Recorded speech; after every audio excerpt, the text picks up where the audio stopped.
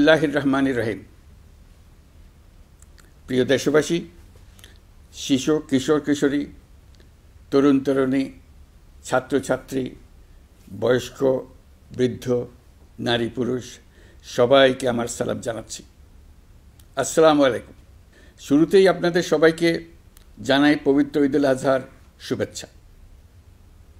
ঈদ মোবারক। প্রতি বছরই এই দিনটি আমাদের সামনে হাজির হয় ত্যাগের এক মহান দৃষ্টান্ত হয়ে। আমরা যদি কোরবানির মাহাত্ম্যকে ধারণ করে লোভ, স্বার্থপরতা, হিংসা বিদ্বেষ মুক্ত হয়ে সমাজ ও রাষ্ট্র বিনির্মাণে নিজেদের নিয়োজিত করতে না পারি, তাহলে কোরবানির ঈদ আনুষ্ঠানিকতা ছাড়া আর কিছুই নয়। আসুন এবছর কোরবানিকে সুন্দর, ত্যাগের মহিমায় মহিমান্বিত করে গরিব বান্ধব করে তোলে। প্রিয় দেশবাসী, কোরবানির পশুর চামড়া থেকে অর্জিত আয়ে আমার আপনার দরিদ্র আত্মীয় পরিজন, প্রান্তিক জনগোষ্ঠী ও দেশের লক্ষ লক্ষ মাদ্রাসা শিক্ষার্থী উপকৃত হয়। আমাদের গরিব স্বজন ও প্রতিবেশীরা তাদের হক যেন ঠিক ঠিক বুঝে পায়, সেদিকে আমাদের মনোযোগ দিতে হবে। তবেই এই উৎসবটি হয়ে উঠবে ধনী গরিব সকলেরই উৎসব। পশুর চামড়ার ন্যায্য মূল্য নির্ধারণ, বর্জ্য ব্যবস্থাপনা সহ সার্বিক বিষয়ে সুষ্ঠু ব্যবস্থাপনা নিশ্চিত করতে সরকারের একটি উচ্চ পর্যায়ের কমিটি কাজ করছে। একটি কন্ট্রোল রুমও খোলা হয়েছে। কোরবানির চামড়া সংক্রান্ত যে কোনো সমস্যা, অভিযোগ ও পরামর্শ এই হটলাইনের নম্বরে ফোন করে নেওয়া যাবে। আমরা এই বছর কোরবানির পশুর চামড়া সংরক্ষণে 30,000 টন লবণ বিনামূল্যে সরবরাহ করেছি। কোরবানির ঈদে আরও একটি গুরুত্বপূর্ণ বিষয় হলো পরিষ্কার পরিচ্ছন্নতা। আমি দেশবাসীর প্রতি আকুল আহ্বান জানাই, আপনারা সকলে পরিবেশ পরিচ্ছন্ন রাখতে সমবেতভাবে এগিয়ে আসবেন। বিশেষ করে তরুণ তরুণীদেরকে এই বিষয়ে দৃষ্টি আকর্ষণ করছি। এবছর যারা হজব্রত পালন করছেন তাদের প্রত্যেককে জানাচ্ছি আন্তরিক শুভেচ্ছা ও অভিনন্দন। মহান রব্বুল আলমিনের অশেষ মেহেরবানিতে, আপনাদের দোয়ায় এবং সংশ্লিষ্ট সবার সর্বোচ্চ আন্তরিকতা ও পেশাদারিত্বের ফলে এবছর আমাদের হজ ব্যবস্থাপনায় সাফল্য এসছে। প্রথমবারের মতো সরকারি ব্যবস্থাপনায় লাব্বায়েক অ্যাপের মাধ্যমে হজের সার্বিক ব্যবস্থাপনা ও সেবা নিশ্চিত করা হচ্ছে।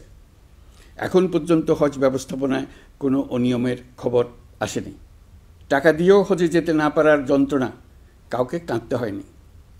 হজ ক্যাম্প কিংবা বিমানবন্দরে কোনো হাজিকে প্রতিবাদ বিক্ষোভ করতে হয়নি। প্রথমবারের মতো সরকারি টাকায় কাউকে হজে পাঠানো হয়নি। প্রিয় দেশবাসী, ঈদ উল ফিতরের অভিজ্ঞতাকে কাজে লাগিয়ে দীর্ঘমেয়াদে বাজারের জিনিসপত্রের দাম স্থিতিশীল রাখতে আমরা তৎপর হয়েছি। এবার কোরবানির ঈদেও কোনো জিনিসের দাম যাতে আকস্মিকভাবে বেড়ে না যায়, সেদিকে আমরা সর্বোচ্চ নজর দিয়েছি।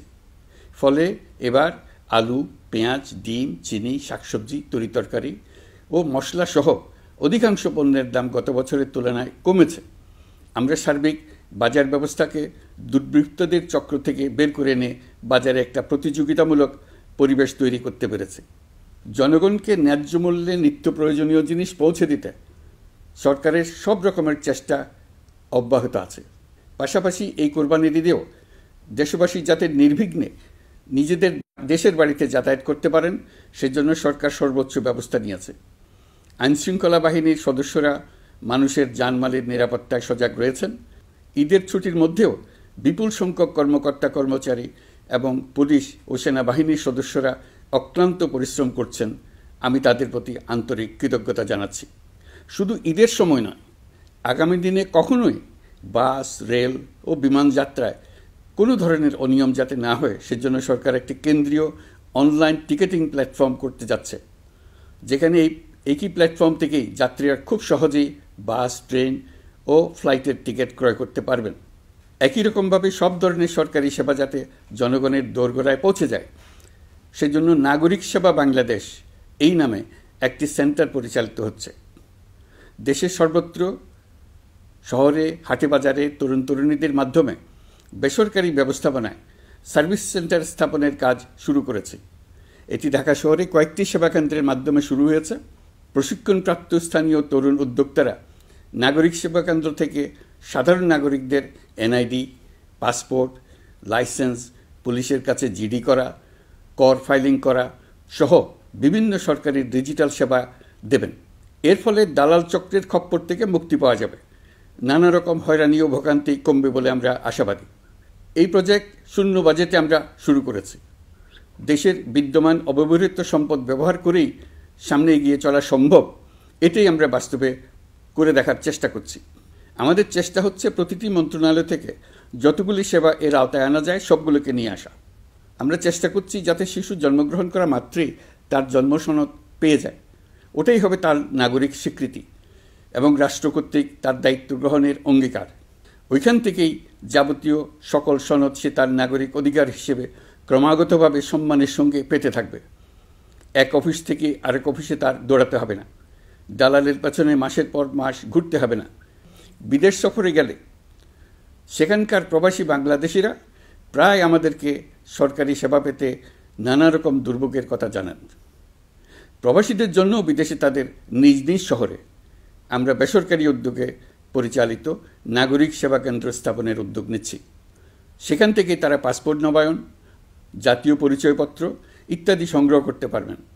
এগুলো কঠিন কাজ, এগুলোকে কঠিন করা হয়েছে, কিন্তু এখন সরকারের অভ্যন্তরে সাহসী ও উদ্যোগী সিনিয়র সচিব এবং ডিজিদের সহযোগিতায় অন্তর্বর্তী সরকারের মেয়াদকালে আমরা এটা সমাপ্ত করতে বদ্ধপরিকর। প্রিয় দেশবাসী, আপনারা জানেন ঐতিহাসিক অভ্যুত্থানের পর এই সরকার যখন দায়িত্ব গ্রহণ করে তখন দেশের অর্থনৈতিক অবস্থা ছিল ভয়াবহ। ভয়ঙ্করভাবে যুদ্ধবিধ্বস্ত দেশের অর্থনীতিও এতটা খারাপ থাকে না যতটা খারাপ করে দিয়েছে 16 বছরের লাগামহীন লুটপাটতন্ত্র। আশার বিষয় হচ্ছে শুধু ব্যাংক নয়, প্রত্যেকটি আর্থিক প্রতিষ্ঠান এখন ঘুরে দাঁড়িয়েছে। জনগণের আমানত এখন নিরাপদ। অর্থনীতির অধিকাংশ সূচক ইতিবাচক ধারায় ফিরে এসছে। আমাদের অর্থনীতির ইতিবাচক ধারা বিদেশি বিনিয়োগকারীদেরকেও আকৃষ্ট করছে। বৈদেশিক মুদ্রার রিজার্ভ শূন্যে নেমে যাওয়ার ভয়ে পতিত সরকার বিদেশি ব্যবসায়ীদের আয় নিজ দেশে নিতে দিচ্ছিল না। আমরা সেটা নিরসন করেছি। বৈদেশিক মুদ্রার রিজার্ভকে ইতিবাচক অবস্থায় নিয়ে আসতে পেরেছি। এই অর্থ বছরে আমরা চেষ্টা করেছি এমন একটি বাজেট দিতে যা সত্যিকার অর্থে জনকল্যাণমুখী হয়। দেশের ইতিহাসে প্রথমবারের মতো একটি বাজেট তার আগের বছরের চেয়ে ছোট হয়েছে। প্রবৃত্তিকেন্দ্রিক ধারণা থেকে সরে এসে আমরা চেষ্টা করেছি সামগ্রিক উন্নয়নের ধারণায় জোর দিতে। এই বাজেট প্রথাগত ভৌত অবকাঠামো তৈরির খতিয়ান নয়। এই বাজেটে প্রাধান্য দেওয়া হয়েছে মানুষকে। নজরদারি বৃদ্ধির ফলে রপ্তানি আয় বেড়েছে। অর্থনীতির দুঃসময়ে আমাদের প্রবাসী ভাই বোনেরা রেমিটেন্স যোদ্ধা হিসেবে এগিয়ে এসছেন, যার ফলে রেমিটেন্স প্রবাহ উল্লেখযোগ্যভাবে বৃদ্ধি পেয়েছে। আমি জাতির পক্ষ থেকে সকল রেমিটেন্স যোদ্ধাকে কৃতজ্ঞতা জানাচ্ছি। স্বৈরাচারী সরকারের পতনের পর অর্থ পাচার রোধে কঠিন পদক্ষেপ নিয়েছে অন্তর্বর্তী সরকার। এছাড়া পুরনো আমদানির দায় পরিশোধ হওয়ায় বৈদেশিক মুদ্রার রিজার্ভের উপরও চাপও কমেছে। রাজস্ব আদায় বাড়ানোর জন্য পূর্ব ঘোষণা অনুযায়ী জাতীয় রাজস্ব বোর্ড NBR ভেঙে অর্থ মন্ত্রণালয়ের অধীনে রাজস্ব নীতি বিভাগ এবং রাজস্ব ব্যবস্থাপনা বিভাগ নামে দুটি স্বতন্ত্র বিভাগ প্রতিষ্ঠা করা হয়েছে। এটি একটি বড় কাঠামোগত সংস্কার। এই সিদ্ধান্তের ফলে বিশাল আকারের দুর্নীতি কমবে, রাজস্ব ব্যবস্থার দক্ষতা বাড়বে, স্বার্থের দ্বন্দ্ব কমবে এবং রাজস্ব আহরণের আওতা সম্প্রসারিত হবে। অর্থনীতি সহ বিগত মাসগুলোতে সরকারের প্রত্যেকটি মন্ত্রণালয় ছোট বড় বহু সংস্কারের উদ্যোগ নিয়েছে। মোট 54টি মন্ত্রণালয়ে 1000-এরও উপরে সংস্কার ও উন্নয়ন সংক্রান্ত পদক্ষেপ নেওয়া হয়েছে। এর পাশাপাশি আমরা যে সংস্কার কমিশন করেছিলাম তাদের সুপারিশের মধ্য থেকে আশু করণীয় সুপারিশগুলো দ্রুত বাস্তবায়নের জন্য মন্ত্রণালয়গুলো কাজ করে যাচ্ছে। মে মাস পর্যন্ত বিভিন্ন সংস্কার কমিশন থেকে প্রাপ্ত সুপারিশের ভিত্তিতে 54টি মন্ত্রণালয়ে 129টি সুপারিশ বাস্তবায়ন করা হয়েছে। এই সকল সংস্কার কাজের মধ্যে কয়েকটি চুম্বক অংশ আজ আপনাদের সামনে তুলে ধরতে চাই। আইন ও বিচার বিভাগ মোট 33টি গুরুত্বপূর্ণ সুপারিশ ইতিমধ্যে বাস্তবায়ন করেছে। এর মধ্যে উল্লেখযোগ্য হল ইন্টারন্যাশনাল ক্রাইমস ট্রাইব্যুনাল অ্যাক্ট 1973 সংশোধন ও পুনর্গঠন করে আইনটি আন্তর্জাতিক মানের সাথে সামঞ্জস্যপূর্ণ করা। বিচার বিভাগীয় সংস্কার কমিশনের প্রস্তাব অনুযায়ী সুপ্রিম কোর্ট বিচারক নিয়োগ অধ্যাদেশ 2025 প্রণয়ন ও জারি করা হয়েছে। এর অধীনে প্রথমবারের মতো বাংলাদেশের ইতিহাসে গণবিজ্ঞপ্তির মাধ্যমে সুপ্রিম কোর্টে বিচারক নিয়োগের সুযোগ তৈরি হয়েছে। দেওয়ানি কার্যবিধির সংশোধন করা হয়েছে, যার ফলে এখন বাদীকে আর দিনের পর দিন সশরীরে আদালতে যেতে হবে না। এক একটি দেওয়ানি মামলা নিষ্পত্তি হতে আগে যত সময় লাগত, এই সংশোধনীর ফলে সময়সীমা অর্ধেকে কমিয়ে আনা সম্ভব হবে বলে আমরা মনে করছি। দেশের 1000-এর বেশি অবকাঠামো এবং প্রতিষ্ঠানের নাম পলাতক প্রধানমন্ত্রীর বাবা, মা, ভাই, বোন, আত্মীয় স্বজনের নামে প্রতিষ্ঠিত করা হয়েছিল। তার মধ্যে ছিল সেনানিবাস, বিমানঘাঁটি, নৌবাহিনীর জাহাজ, মেগা সেতু, সড়ক, স্থাপনা, স্কুল, কলেজ, বিশ্ববিদ্যালয়, হাসপাতাল, গবেষণা কেন্দ্র, আরও বহু কিছু। এগুলো সব নাম পরিবর্তন করা হয়েছে। নারী ও শিশু নির্যাতন দমন আইন সংশোধন করা হয়েছে। প্রবাসী ভাই বোনদের অনেক দিনের দাবির পরিপ্রেক্ষিতে পাওয়ার অফ অ্যাটর্নি বিধিমালা সংশোধন করা হয়েছে। এখন পুরনো পাসপোর্টে নো ভিসা রিকোয়ার্ড স্টিকার থাকলে কিংবা জন্মসনদ থাকলে বিদেশ থেকে পাওয়ার অফ অ্যাটর্নি সম্পাদন করতে পারবে। আগামী 2 মাসের মধ্যে আইনগত সহায়তা কার্যক্রম ব্যাপকভাবে বিস্তার করা হবে। বছরে এখন গড়ে 35,000 মামলা নিষ্পত্তি হয়। আমাদের লক্ষ্য এটিকে 2 লক্ষ মামলায় উন্নতি করা। মামলা দায়েরের 48 ঘন্টার মধ্যেই যাদের বিরুদ্ধে মামলার কোনো ভিত্তি নেই তাদের বাদ দেওয়ার ব্যবস্থা করা হচ্ছে। আমরা সর্বোচ্চ চেষ্টা করেছি দেশের মানুষকে লুটপাটতন্ত্র থেকে বের করে আনতে। আপনারা জানেন, বিগত 16 বছরে উন্নয়নের নামে মেগা প্রকল্প নিয়ে কী পরিমাণ লুটপাট হয়েছে। মেগা প্রকল্পগুলো যেন হয়ে উঠেছিল মেগা ডাকাতির প্রকল্প। আমরা দায়িত্ব গ্রহণের পরপরই বিভিন্ন উন্নয়ন প্রকল্প পুনরায় মূল্যায়ন করে দেখেছি যে প্রায় সব প্রকল্পেই ভৌতিক ব্যয় ধরা হয়েছে। শুধুমাত্র সড়ক পরিবহন ও মহাসড়ক বিভাগ, সেতু বিভাগ, রেল মন্ত্রণালয়, বিদ্যুৎ বিভাগ, জ্বালানি ও খনিজ সম্পদ বিভাগ, এই 5টি বিভাগে ব্যয় সংকোচ করা হয়েছে 46,308 কোটি টাকা। এই টাকা দিয়ে জ্বালানি খাতে সমস্ত বকেয়া মিটিয়ে দিয়ে বকেয়ার পরিমাণ শূন্যে নামিয়ে আনা হয়েছে। বৈদেশিক ঋণ পরিশোধ করে সব ধরনের ঋণের ফাঁদ থেকে বেরিয়ে আসা আমাদের অগ্রাধিকার। দেশে বিনিয়োগ বাড়ানো ও নতুন কর্মসংস্থান তৈরিতে আমাদের গুরুত্ব দিতেই হবে। তা না হলে এদেশকে আমরা যে স্থানে নিয়ে যেতে চাই সেখানে নিয়ে যাওয়া সম্ভব হবে না। বিনিয়োগ ও কর্মসংস্থানের ব্যাপারে রাজনৈতিক দল ও জনগণ আমাদের সর্বাত্মক সমর্থন করছেন। সকলের মধ্যে ব্যাপক আগ্রহ, কৌতূহল আমাদের অনুপ্রেরণা যোগাচ্ছে।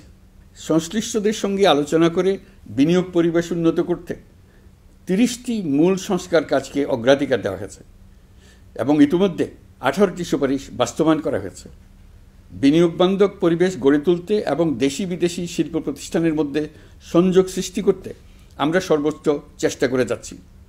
গত অক্টোবর হতে মার্চ পর্যন্ত নেট বিদেশি বিনিয়োগ এসছে মোট 756 মিলিয়ন মার্কিন ডলার, অর্থাৎ প্রায় 9,247 কোটি টাকা।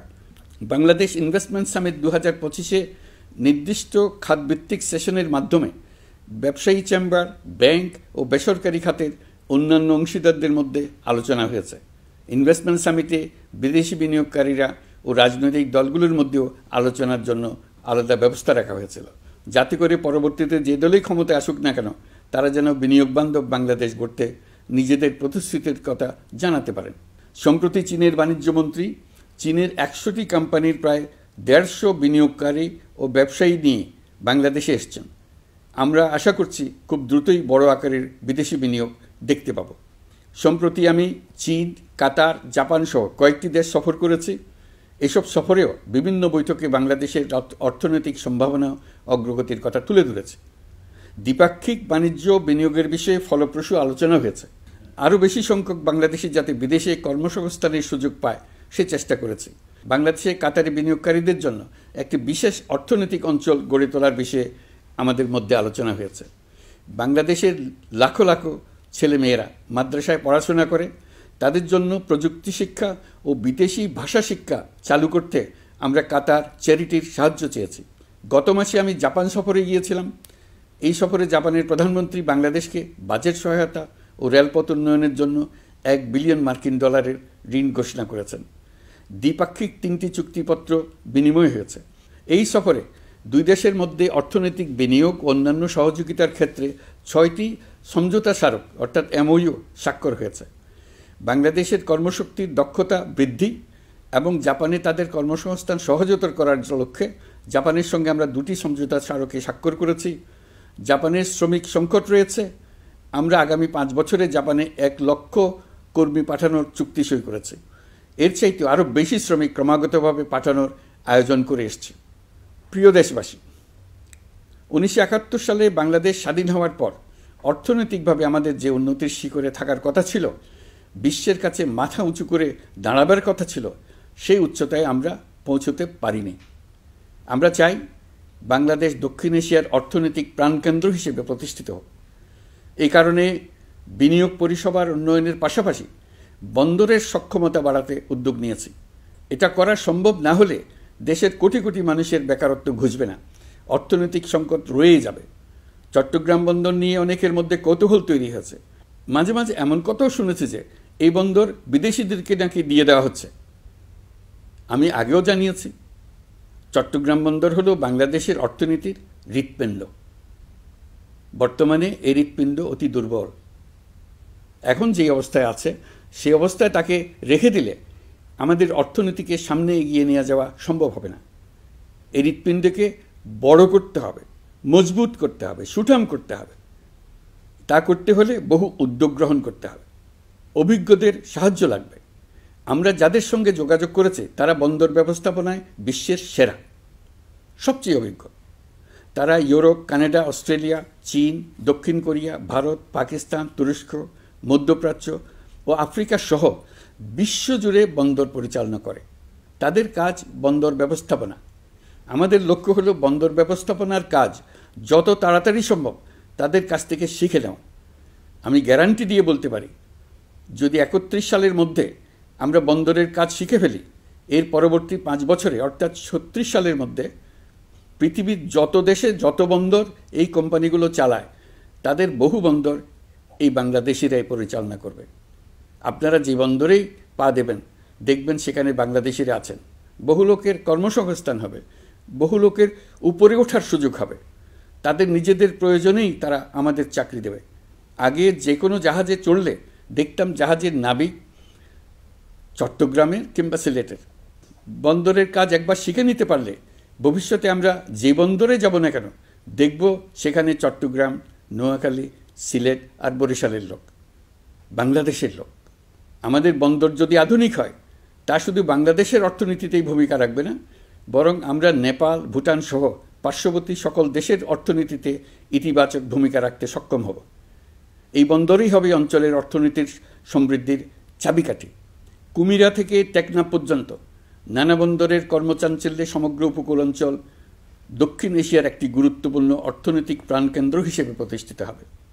এই পুরো অঞ্চলে অনেকগুলো শিল্পাঞ্চল গড়ে উঠবে শুধু সমুদ্রের সান্নিধ্য এবং তার ব্যবহারের দক্ষতার কারণে। তার সঙ্গে গড়ে উঠবে আরেকটি নতুন শিল্প, আধুনিক পদ্ধতিতে সমুদ্রে মাছ পালন, আহরণ ও প্রক্রিয়াজাতকরণের শিল্প। এটি আরেকটি নতুন জগৎ সৃষ্টি করবে। এই ব্যাপারে আমরা আমাদের বন্ধু দেশগুলোর সঙ্গে আলোচনা শুরু করেছি এবং তারা উৎসাহ সহকারে সাড়া দিয়েছেন। বন্দর ব্যবস্থাপনার জন্য আমরা যাদেরকে আনছি তারা পৃথিবীর যেসব দেশে কাজ করে সেসব কোনো দেশেরই সার্বভৌমত্ব, জাতীয় নিরাপত্তা হুমকির মুখে পড়েনি। আমি দেশবাসীর প্রতি আহ্বান জানাই, আপনারা নিজেদেরকে ভিত্তিহীন বিরোধিতা এবং অপপ্রচারের শিকার হতে দেবেন না। অন্তর্বর্তীকালীন সরকারের বন্দর ব্যবস্থাপনার উদ্যোগে আপনাদের দৃঢ় সমর্থন অব্যাহত রাখুন। যারা বিরোধিতা করছে তাদের প্রতিহত করুন। আপনারা জানেন আমাদের দেশে এখন 12 লক্ষ রোহিঙ্গা বসবাস করছে। প্রায় 1 লাখ রোহিঙ্গা এসছে 2023 সাল থেকে 2024 সালের সেপ্টেম্বর সময়কালে, যখন রাখাইন রাজ্যে ব্যাপক যুদ্ধাবস্থা বিরাজ করছিল। সেখানে চলমান সংঘাত ও মানবিক পরিস্থিতির কারণে এখনও অনেকে আসতে চেষ্টা করছেন। রোহিঙ্গাদের বাংলাদেশে আসা বন্ধ করতে এবং যারা ইতিমধ্যে বাংলাদেশে অবস্থান করছেন তাদের প্রত্যাবাসনের জন্য আমরা উদ্যোগ নিয়েছি। আমরা যখন দায়িত্ব গ্রহণ করেছিলাম তখন রোহিঙ্গা ইস্যুটিকে প্রায় মৃত অবস্থায় পেয়েছিলাম। আন্তর্জাতিক এজেন্ডা থেকে ইস্যুটি ঝরে পড়েছিল। সেই অবস্থা থেকে আমরা ইস্যুটিকে বিশ্ববাসীর দৃষ্টির সম্মুখভাবে নিয়ে আসতে পেরেছি। আমি গত বছর সেপ্টেম্বর মাসে জাতিসংঘ সাধারণ পরিষদে রোহিঙ্গা বিষয়ক একটি আন্তর্জাতিক সম্মেলন অনুষ্ঠানের আহ্বান জানিয়েছিলাম। আপনারা জেনে খুশি হবেন, জাতিসংঘের সকল সদস্য রাষ্ট্র এই বিষয়ে একমত হয়েছেন এবং তারা একটি উচ্চ পর্যায়ের আন্তর্জাতিক সম্মেলন আয়োজনের সিদ্ধান্ত নিয়েছে। এই বছর সেপ্টেম্বর মাসে যুক্তরাষ্ট্রের নিউ ইয়র্কে এই সম্মেলনটি অনুষ্ঠিত হবে। একই সাথে রোহিঙ্গাদের প্রত্যাবাসনের জন্য আমরা আন্তর্জাতিক জনমত গঠন করতে পেরেছি। গত মার্চ মাসে বাংলাদেশ সফরে এসে জাতিসংঘের মহাসচিব অ্যান্টোনিও গুতেরেস পরিষ্কারভাবে ঘোষণা করেছেন যে মিয়ানমারের প্রত্যাবাসনই রোহিঙ্গা সমস্যার একমাত্র সমাধান। প্রত্যাবাসনের বিষয়ে আরেকটি বড় অগ্রগতি হচ্ছে মিয়ানমার সরকার কর্তৃক প্রত্যাবাসনযোগ্য রোহিঙ্গাদের সর্বপ্রথম তালিকা ঘোষণা। গত এপ্রিল মাসে ব্যাংককে বিমস্টেক সম্মেলনের সাইডলাইনে আলোচনার সময় মিয়ানমার সরকার প্রথমবারের মতো 1,80,000 রোহিঙ্গা প্রত্যাবাসনযোগ্য বলে ঘোষণা করেছে। রোহিঙ্গাদের প্রত্যাবাসনে ও আমাদের সীমান্তের নিরাপত্তা নিশ্চিত করতে মিয়ানমারের সরকার সহ সেখানকার বিদ্রোহী গোষ্ঠীর সাথে আনুষ্ঠানিক ও অনানুষ্ঠানিক যোগাযোগ রাখা হচ্ছে। আমরা যত দেশেই সফর করেছি সব দেশেই রোহিঙ্গা সংকট মোকাবেলায় রাষ্ট্রীয় নেতা ও সরকারের প্রতিনিধিদের সঙ্গে আলোচনা করেছি, তাদের সহযোগিতা চেয়েছে। তারা ইতিবাচকভাবে আমাদের আহ্বানে সাড়া দিয়েছেন। জাতিসংঘের মহাসচিব গত মার্চ মাসে ঢাকা সফরকালে রাখাইন রাজ্যে মানবিক বিপর্যয়ের মোকাবেলার জন্য একটি ত্রাণ চ্যানেলের প্রস্তাব করেছিলেন। তিনি বলেছিলেন এই প্রস্তাবটি রোহিঙ্গাদের প্রত্যাবাসনে সহায়ক হবে। বিষয়টি প্রস্তাব পর্যায়ে রয়ে গেছে। আমরা লক্ষ্য করেছি রাখাইনের জন্য বাংলাদেশ করিডোর দিয়ে দিয়েছে বলে একটা অপপ্রচার চালানো হচ্ছে। আমি সুস্পষ্টভাবে বলছি, এটা সর্বৈব মিথ্যা। এটা চিলে কান নিয়ে যাওয়ার গল্প। যারা অসত্য কল্পকাহিনী বানিয়ে বাংলাদেশের মানুষকে ক্রমাগত বিভ্রান্ত করে অশান্তি সৃষ্টিতে নিয়োজিত, এটা তাদেরই শিল্পকর্ম। আপনারা এ বিষয়ে হুঁশিয়ার থাকবেন, কোনোভাবেই বিভ্রান্ত হবেন না।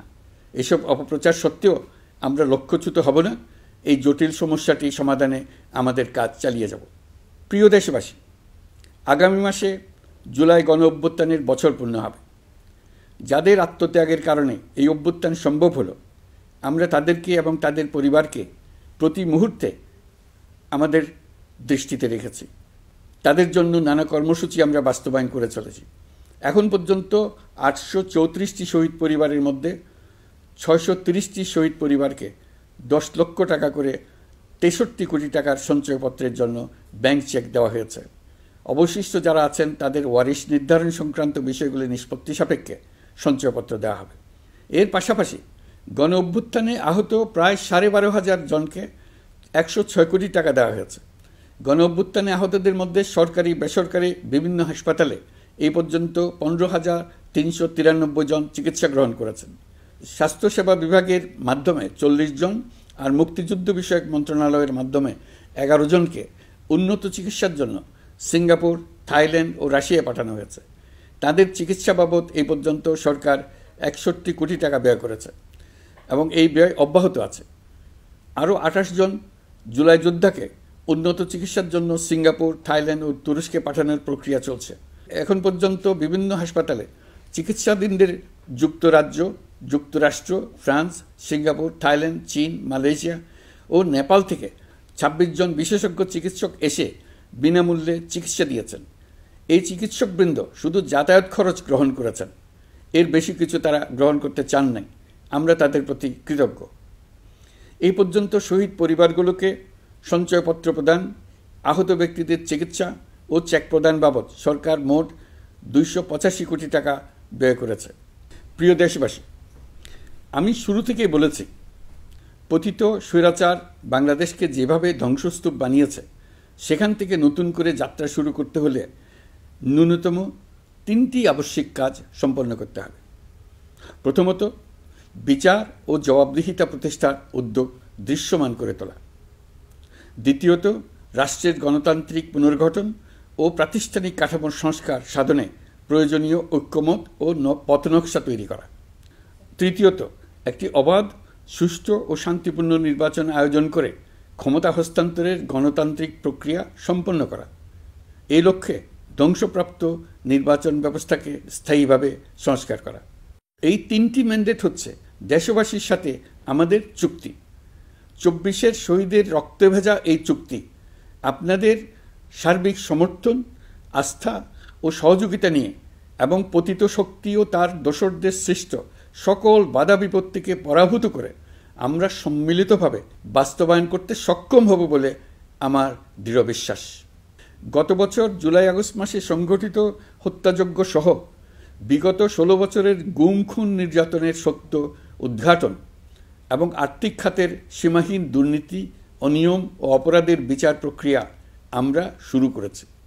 মানবতা বিরোধী অপরাধের বিচারের জন্য আন্তর্জাতিক অপরাধ ট্রাইব্যুনাল গঠনের পর প্রসিকিউশন টিম গঠন ও তদন্ত কর্মকর্তা নিয়োগের পাশাপাশি বিচারিক কার্যক্রম পরিচালনা প্রক্রিয়াধীন ছিল। যত দ্রুত সম্ভব বিচার কাজ শুরুর ব্যাপারে আমরা আশাবাদী ছিলাম। আপনারা জানেন, জুলাইয়ে সংঘটিত হত্যাযজ্ঞের বিচার ইতোমধ্যে শুরু হয়ে গেছে। বিচার কাজ যেন দ্রুত গতিতে সম্পন্ন হয় সেজন্য সরকারের পক্ষ থেকে যত রকম সহযোগিতা প্রয়োজন আমরা তা দিচ্ছি। বিচারের জন্য আন্তর্জাতিক অপরাধ ট্রাইব্যুনালের এজলাস কক্ষ ডিজিটাল প্রযুক্তিতে সমৃদ্ধ করা হয়েছে। ইতিহাসে প্রথমবারের মতো কোনো বিচার পর্ব আদালতের অনুমতিক্রমে সরাসরি কিংবা রেকর্ডকৃত পদ্ধতিতে গণমাধ্যমে প্রচারিত হচ্ছে। আমরা বিশ্বাস করি এতে করে বিচার বিভাগের প্রতি মানুষের আস্থা বাড়বে, বিচার নিয়ে অপপ্রচার বন্ধ হবে। প্রসিকিউশন বলছে, বিগত সরকার পতনের পর তাদের আজ্ঞাবহ ব্যক্তিরা বিভিন্ন গুরুত্বপূর্ণ সাক্ষ্য প্রমাণ বিনষ্ট করার চেষ্টা করেছে। থানা, হাসপাতাল সহ গুরুত্বপূর্ণ স্থানের দলিলপত্র পুড়িয়ে বা লুকিয়ে নষ্ট করার চেষ্টা করা হয়েছে। বিভিন্ন অপরাধমূলক স্থাপনার আকার, আকৃতি, দেয়াল ইত্যাদি ভেঙে এবং বিকৃত করে প্রমাণ লুকানোর চেষ্টা করা হয়েছে। বিভিন্ন ডিজিটাল এভিডেন্স যেমন ভিডিও, অডিও, ইন্টারনেট ডেটা যেগুলো ডিলিট বা ধ্বংস করার চেষ্টা করা হয়েছে, তদন্ত কর্মকর্তারা সর্বাধুনিক প্রযুক্তি ব্যবহার করে সেগুলো রিকভার এবং রেস্টোর করার কাজ করছেন। এই কাজে আমরা দেশবাসীর কাছেও সহযোগিতা কামনা করছি। স্বৈরাচারী সরকারের আমলে গত 16 বছরে রাজনৈতিক ভিন্নমত দমনের জন্য বিপুল সংখ্যক মানুষকে গুম করা হয়েছিল। এই মানুষগুলোকে এমন সব বন্দিশালায় আটকে রাখা হয়েছিল যাদের কোনোটির আয়তন ছিল মাত্র 3 ফিট বাই 3 ফিট। গুমের ঘটনা তদন্ত ও এই ভয়াবহ অপরাধের সঙ্গে যারা জড়িত তাদের বিচারের জন্য একটি স্বাধীন গুম সংক্রান্ত কমিশন নিরলসভাবে কাজ করে যাচ্ছে। তারা গুমের এমন রোমহর্ষক ঘটনা আবিষ্কার করেছে যা নিষ্ঠুরতার চূড়ান্ত সীমা ছাড়িয়ে গেছে। মানুষকে পেট কেটে সিমেন্টের বস্তা ঢুকিয়ে নদীতে ডুবিয়ে দেওয়া হতো, ইঞ্জেকশন দিয়ে অজ্ঞান করে জ্বলন্ত ইটভাটায় নিক্ষেপ করা হতো, ট্রেন ও গাড়ির নিচে ছুঁড়ে ফেলা হতো। কমিশন এখন পর্যন্ত 2টি অন্তর্বর্তীকালীন প্রতিবেদন জমা দিয়েছে। তারা এখনও প্রতিনিয়ত নতুন অভিযোগ পাচ্ছে। ইতিমধ্যে গুমের তদন্ত কার্যক্রমের জন্য ঢাকা শহরের 3টি, চাঁপাইনবাবগঞ্জ ও বগুড়া জেলায় 3টি গুমের কেন্দ্র পরিদর্শন ও সাক্ষ্য গ্রহণ করা হয়েছে। তদন্ত কাজে মানুষের সম্পৃক্ততা বাড়াতে বিশ্ববিদ্যালয়, মাদ্রাসা পর্যায়ে গণশুনানি গ্রহণ করা হয়েছে। মোট 8 শতাধিক শিক্ষার্থী, শিক্ষক, সাধারণ মানুষ গণশুনানিতে অংশ নিয়েছেন। গুম সংক্রান্ত বেশ কিছু অভিযোগ ইতোমধ্যে আন্তর্জাতিক অপরাধ ট্রাইব্যুনালের তদন্ত সংস্থার কাছে জমা হয়েছে। এছাড়াও এই সংক্রান্ত একটা আইন প্রণয়নের কাজ প্রায় শেষ পর্যায়ে আছে। অল্প কিছুদিনের মধ্যেই এটি চূড়ান্ত হবে বলে আশা করছি। গত 16 বছর ধরে এদেশের প্রতিটি স্তরে অপরাধ, অনিয়ম, দুর্নীতির ভাইরাস ছড়িয়ে পড়েছিল। এই রোগাক্রান্ত রাষ্ট্র ব্যবস্থাকে রোগমুক্ত করে জনগণের কল্যাণমুখী করতে হলে আমাদের রাজনৈতিক দলগুলোর সক্রিয় অংশগ্রহণ জরুরি। আমরা দায়িত্ব নেবার পর থেকেই রাজনৈতিক দলগুলোর সাথে নিয়মিত যোগাযোগ রেখেছি। বিভিন্ন ইস্যুতে রাজনৈতিক নেতাদের সঙ্গে আলাদা এবং একত্রিতভাবে বৈঠক করেছি। সর্বশেষ গত মাসের শেষ সপ্তাহেও বিভিন্ন রাজনৈতিক দলের নেতৃবৃন্দের সঙ্গে আমি বৈঠক করেছি এবং চলতি সপ্তাহে জাতীয় ঐক্যমত কমিশনের 2য় পর্বের আলোচনা শুরু করেছি।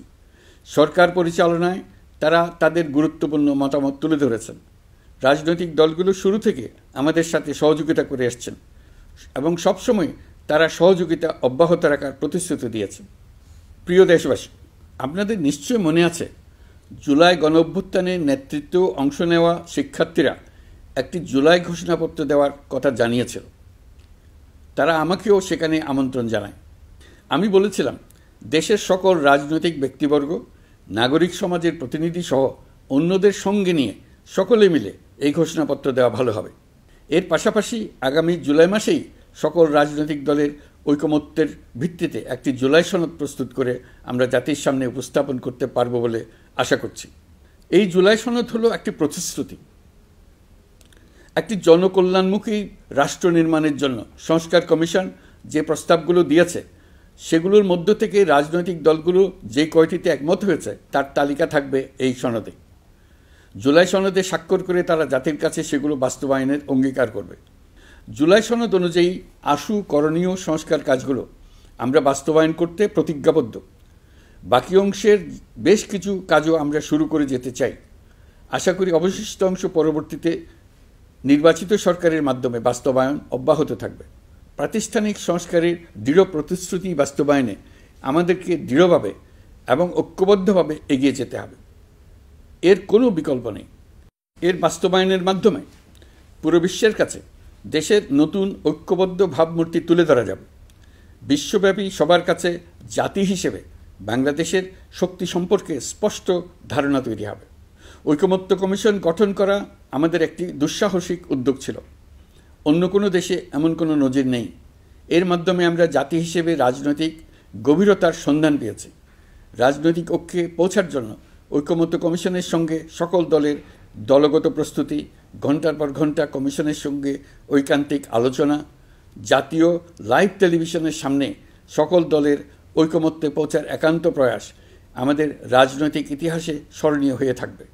এই কমিশনের চেয়ারম্যান হিসেবে আমি সকল রাজনৈতিক দলের কাছে তাদের সীমাহীন ধৈর্য এবং কমিশনের প্রতি তাদের সহযোগিতা এবং সৌজন্য প্রকাশের জন্য জাতির পক্ষ থেকে ধন্যবাদ জানাচ্ছি। আশা করি আমাদের অসমাপ্ত কাজ সমাপ্ত করে শিগগিরই পূর্ণাঙ্গ জুলাই সনদ তৈরি করে জাতির জন্য একটা নতুন পথ নির্দেশনা রেখে যেতে পারব। এই কমিশনের অভিজ্ঞতার মাধ্যমে দেশের যে নতুন রাজনৈতিক সংস্কৃতি গড়ে ওঠার সম্ভাবনা দেখা দিয়েছে, আগামী নির্বাচনের মাধ্যমে যদি সেটা বিকাশমানভাবে স্থায়ী রূপ দিতে পারে তাহলে আমরা ভবিষ্যতের সকল রাজনৈতিক সংকট মোকাবেলা করতে সক্ষম হব। সকল প্রস্তুতি সমাপ্ত করে দেশের সকল মানুষের, কিশোর কিশোরী, তরুণ তরুণী, ছাত্রছাত্রী, কৃষক, জেলে, গৃহিণী, দিনমজুর, শ্রমিক, ব্যবসায়ী, পেশাজীবী, শিল্পী সবাই মিলে চেষ্টা করে একটা সুন্দর নিখুঁত নির্বাচন আয়োজন করে নতুন বাংলাদেশের দৃঢ় ভিত্তি রচনা করব। প্রিয় দেশবাসী, আমি জানি আগামী জাতীয় নির্বাচন কখন হবে সে বিষয়ে সিদ্ধান্ত জানার জন্য রাজনৈতিক দল ও জনগণের মধ্যে বিপুল আগ্রহ রয়েছে। আমি বারবার বলেছি এই নির্বাচন ডিসেম্বর থেকে আগামী বছরের জুনের মধ্যে অনুষ্ঠিত হবে। এই সময়ের মধ্যে দেশের নির্বাচন উপযোগী পরিবেশ সৃষ্টির জন্য যা যা করা দরকার সরকার তাই করছে। এখানে মনে রাখা জরুরি, বাংলাদেশ স্বাধীনতার পর থেকে যতবার গভীর সংকটে নিমজ্জিত হয়েছে তার সবগুলোরই প্রধান কারণ ছিল ত্রুটিপূর্ণ নির্বাচন। ত্রুটিপূর্ণ নির্বাচন প্রক্রিয়ায় বারবার ক্ষমতা কক্ষিগত করার মধ্য দিয়ে একটি রাজনৈতিক দল বর্বর ফ্যাসিস্টে পরিণত হয়েছিল। এই ধরনের নির্বাচন যারা আয়োজন করে তারা জাতির কাছে অপরাধী হিসেবে চিহ্নিত হয়ে যায়। এমন নির্বাচনের মধ্য দিয়ে যে দল ক্ষমতায় আসে তারাও জনগণের কাছে ঘৃণিত হয়ে থাকে। এই সরকারের একটি বড় দায়িত্ব হলো একটি পরিচ্ছন্ন, উৎসবমুখর, শান্তিপূর্ণ, বিপুলভাবে অংশগ্রহণের পরিবেশে একটি নির্বাচন অনুষ্ঠান করা, এমন একটি নির্বাচন আয়োজন করা যাতে করে দেশ ভবিষ্যতে নতুন সংকটে না পড়ে। এই জন্য সবচেয়ে বেশি গুরুত্বপূর্ণ হলো প্রাতিষ্ঠানিক সংস্কার। যেই প্রতিষ্ঠানগুলো নির্বাচনের সঙ্গে সরাসরি জড়িত সেগুলোতে যদি সুশাসন নিশ্চিত করা না যায় তাহলে ছাত্র জনতার সকল আত্মত্যাগ বিফলে যাবে। সংস্কার, বিচার, নির্বাচন এই তিনটি ম্যান্ডেটের ভিত্তিতে আমরা দায়িত্ব গ্রহণ করেছিলাম। সেই বিবেচনায় আগামী রোজার ঈদের মধ্যে সংস্কার ও বিচারের বিষয়ে আমরা একটি গ্রহণযোগ্য জায়গায় পৌঁছতে পারব বলে বিশ্বাস করি। বিশেষ করে মানবতা বিরোধী অপরাধের বিচার, যা কিনা জুলাই গণ অভ্যুত্থানের শহীদদের প্রতি আমাদের সম্মিলিত দায়, সেই বিষয়ে আমরা দৃশ্যমান অগ্রগতি দেখতে পারব। এতে আমাদের উপর আপনাদের অর্পিত ম্যান্ডেট ন্যূনতম হলেও বাস্তবায়ন করে যেতে পারব। সেই বিবেচনায় ও ইতিহাসে সবচেয়ে অবাধ, সুষ্ঠু, প্রতিদ্বন্দ্বিতামূলক ও গ্রহণযোগ্য নির্বাচন আয়োজনের জন্য সকল পক্ষের সঙ্গে আমরা আলোচনা করেছি। পাশাপাশি বিচার, সংস্কার ও নির্বাচন সংক্রান্ত চলমান সংস্কার কার্যক্রম পর্যালোচনা করে আমি আজ দেশবাসীর কাছে ঘোষণা করছি যে আগামী জাতীয় নির্বাচন 2026 সালের এপ্রিলের প্রথমার্ধের যে কোনো একটি দিনে অনুষ্ঠিত হবে। এই ঘোষণার ভিত্তিতে নির্বাচন কমিশন উপযুক্ত সময়ে আপনাদের কাছে নির্বাচনের বিস্তারিত রোডম্যাপ প্রদান করবে। আমরা এমন নির্বাচন চাই যা দেখে অভ্যুত্থানের শহীদদের আত্মা তৃপ্তি পাবে, তাদের আত্মা শান্তি পাবে। আমরা চাই আগামী নির্বাচনে সবচেয়ে বেশি ভোটার, সবচেয়ে বেশি প্রার্থী ও দল অংশ নেক। এটা সবচেয়ে অবাধ, সুষ্ঠু ও নিরপেক্ষ নির্বাচন হিসেবে জাতির কাছে স্মরণীয় হয়ে থাকুক। ১.৫ যুগ পরে দেশে সত্যিকারের একটি জনপ্রতিনিধিত্বশীল সংসদ গঠিত হবে। বিপুল তরুণ গোষ্ঠী এবার জীবনে প্রথম ভোট দেওয়ার সুযোগ পাবে। এসব লক্ষ্যে প্রয়োজনীয় সকল পদক্ষেপ নেওয়ার জন্য আমরা জাতির কাছে অঙ্গীকারবদ্ধ। আমি দেশবাসীর প্রতি আহ্বান জানাই, আপনারা সকল রাজনৈতিক দল এবং আপনাদের এলাকার প্রার্থীদের কাছ থেকে সুনির্দিষ্ট অঙ্গীকার আদায় করে নেবেন, যেন আগামী সংসদের প্রথম অধিবেশনেই যেসব সংস্কারের প্রশ্নে ঐকমত্য অর্জিত হয়েছে তা কোনো প্রকার কাটাছেঁড়া ছাড়াই যেন তারা অনুমোদন করেন।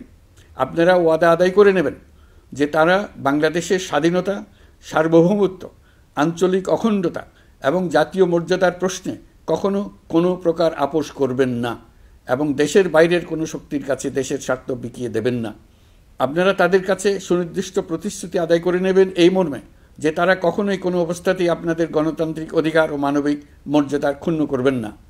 আপনারা তাদের কাছে অঙ্গীকার আদায় করে নেবেন যে তারা সম্পূর্ণ সততা ও স্বচ্ছতার সাথে দেশ পরিচালনা করবেন এবং সকল প্রকার দুর্নীতি, দলীয়করণ, টেন্ডারবাজি, সিন্ডিকেটবাজি, চাঁদাবাজি, সন্ত্রাসী কর্মকাণ্ড ইত্যাদি গণবিরোধী কাজ থেকে নিজেদেরকে সম্পূর্ণভাবে মুক্ত রাখবেন।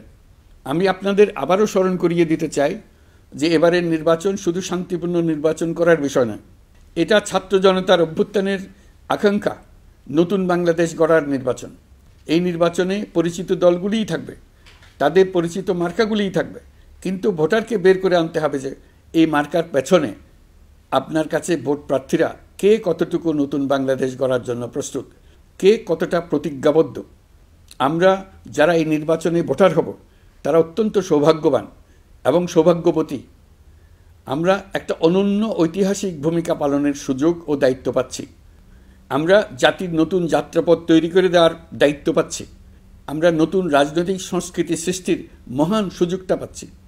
আমাদের সুচিন্তিত ভোটের মাধ্যমেই নতুন বাংলাদেশ নির্মিত হবে।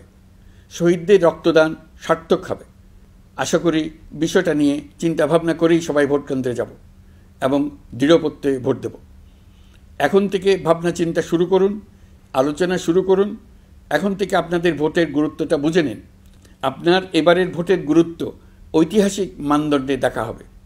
প্রিয় দেশবাসী, আমাদের সবসময় মনে রাখতে হবে পতিত ফ্যাসিবাদ ও তার দেশি বিদেশি দোসররা নতুন বাংলাদেশ গড়ার সম্মিলিত প্রচেষ্টাকে পদে পদে বাধাগ্রস্ত করার চেষ্টা চালিয়ে যাচ্ছে।